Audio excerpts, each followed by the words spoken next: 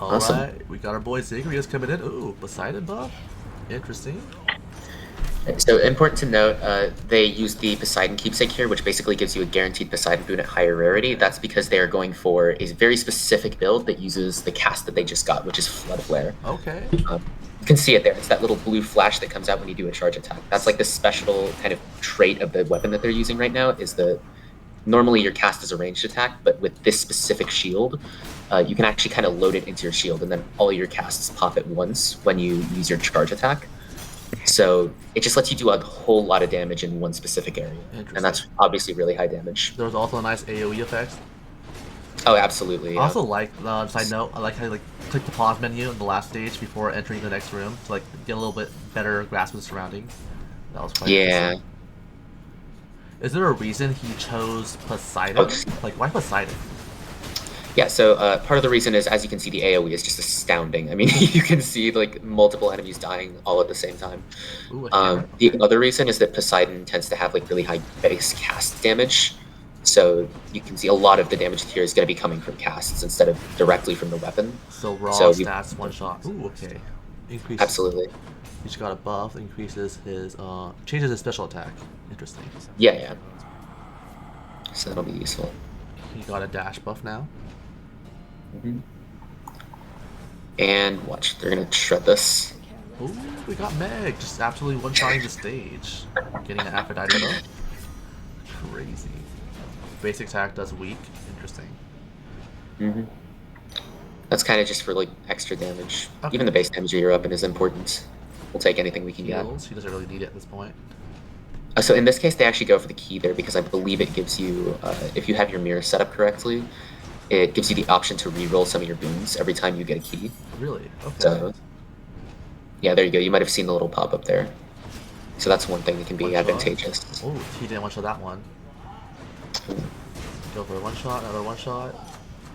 Ooh, Palm of Power. Excellent. Increasing cast damage. Alright, I see this build seems to be centered around the cast. Very much so.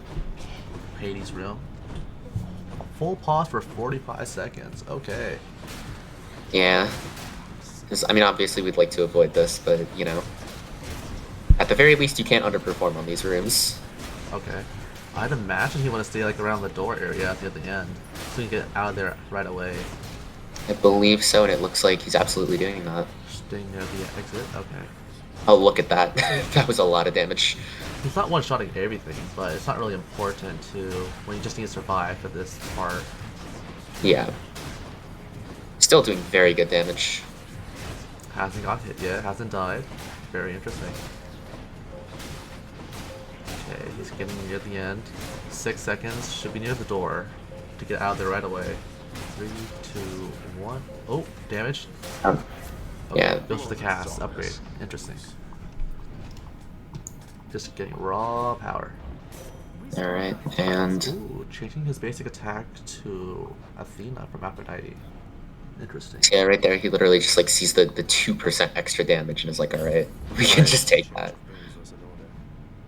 Just raw stats here. Ooh, okay. We got the first boss, except just double of them. Why is that? So here we can see that's kind of like an optional thing you can enable to make the game a little bit more difficult, but get some more rewards called extreme measures. So there's 4 different levels of extreme measures enabled, which make each 4 of the bosses harder.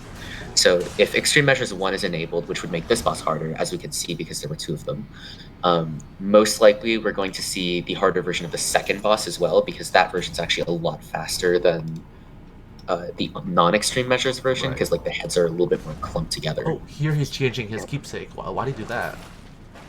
So for this one, I believe we're going for specific boons from specific gods, and in this particular case, because we're using the Beowulf shield, there's one really good synergistic duo boon between Poseidon and Artemis. So we've already gotten the Poseidon cast, so next we're going to want to get just any Artemis boon, and then we're going to want a specific duo boon, which I think I can talk about a little bit more once we actually see it. Ooh, she got an upgrade for his cast later down the line. It's gonna hurt him a little bit, but he should be fine. Yeah, I can see his health bar going down a little bit. But he's one-shotting everything, so he doesn't need to use his cast insane amount. There you go. Boon. And here's our Artemis Spoon. So Special attack. yeah, just gonna take the special. It's not really using his special though, not too much. I mean, he used it a couple times just to like get some ranged attacking in near the beginning, but now that we have Charge Shot, okay. So we're absolutely going to see a reroll here because we are looking for Mirage Shot. Shot. What Mirage Shot does is it essentially, whenever you use your cast, it creates another projectile that deals 30% of your cast damage. Okay. The thing with that is there's a bug with the Beowulf shield that makes it so that when you use it with the Beowulf shield, it actually deals 100% of your cast damage. So you are actually just doubling your cast damage. Talk about that. And yeah, you can see they're melting these bosses. Yeah, okay. That's really like the core part of this build. Now that we have that specific boon, you're really gonna start. You're gonna see him start melting things. Okay, that's just they disappeared off the map. I mean, technically, some of them aren't getting. Oh, he died. Tragic. I don't think that was on purpose. Hopefully not. Okay, pause. And okay, we're gonna go see Eurydice. Okay. So yeah, partially you would do this because obviously going here is way faster than doing another combat encounter, but also you can get some higher rarities for your boons. Ooh, this one was the Refreshing Nectar, I think, upgraded rarity for the next 3 boons. Interesting. So yeah, that'll get some really nice stuff. Yeah, then it seems like he's pausing for a while. Just kind of decide between whether he wants that Palm of Power or whether he wants the Artemis Boon. With this build, it would probably just be better to go to the Palm of Power, huh? So he can get more base damage on his cast. I would imagine, but we've already seen the cast palmed a few times now, and like the diminishing returns from that kind of scaling, we might actually end up seeing the Artemis Boon get taken. Yeah, I mean, what would he even get from the Artemis Boon here is the question. Honestly, I don't know. I don't think there's like a particular synergy that he's looking for now that he has Mirage Shot. So mostly crit damage. Yeah, I mean, the thing is, he's not going to want to get rid of his Poseidon cast now that he's like put so many points in it. So that would be the only thing he would really want to get from Artemis here is a buff cast. Doesn't really make sense. So I'm guessing that we're going to see a pump power here. So you can get more. Most likely. Oh yeah, there you go. Yeah, I got stuck on the pots for a second, but. And I guess that's gonna take us, now to the second boss fight. And yeah, this is the extreme measures version. You can see with all the lava on the floor, this is the extreme measures version. Oh wow. And he's just other heads coming out. Yeah, but with this version of the boss fight, all the heads clump really close together, and you need to kill all the heads before you kill the main head. Is he able to damage the main head, or is there the shield around him like? Oh god, he died again. Oh. But no, that shield around him will. No, he won't be able to damage the main head until he damages all the rest of the head. That shield around him blocks all damage. But yeah, all the heads were clumped together. He just obliterated them and obliterated the main head. It's just. So with his AOE build, it just clears it pretty fast. He just clears it insanely fast, yeah. And his Chaos Boon now also has finally given him his bonus cast, so he's not going to take damage every time he uses his main damage ability. Switching to the Charon Keepsake, that's going to make it so that he has double encounters on all temporary items from the Well of Charon here. Looks like he's at this place longer than usual. Yeah, it doesn't really matter towards the length of the run, though. He's going for... Oh, the safe room or something? Yeah, he's going for in-game time rather than real-life time. Okay. It only counts when you're actually in a room that has combat. Going for a Hammer of Daedalus here, that's interesting. I wonder what he's gonna find. I don't know why you would do that necessarily.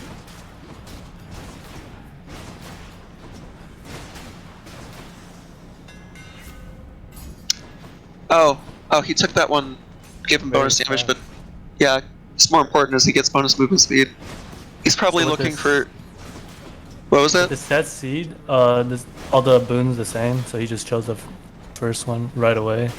Yeah, I guess he knew that that was going to be the one. Yeah, because I could barely read it in time. Yeah. He's probably going to be looking for like a Hermes boon, huh? Because he has so much movement speed. There's that. Okay, getting a palm slice. That's gonna, yeah, might as well just upgrade something if you can. Like he's But instantly yeah, clearing the floor again. yeah. If you can find that Hermes boon, he's gonna, with all the movement speed he has, he's just gonna be doing tons of damage. The boon, of course, being the one that increases your damage based off your bonus movement speed.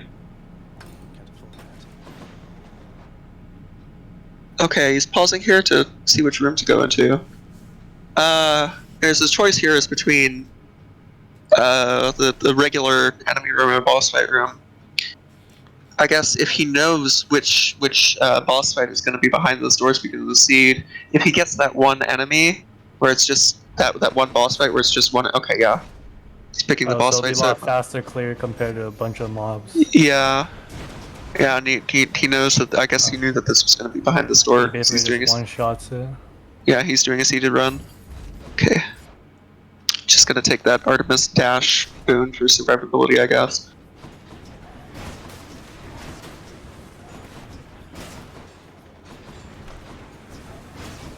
It's really satisfying to see him just melt everything. Yeah.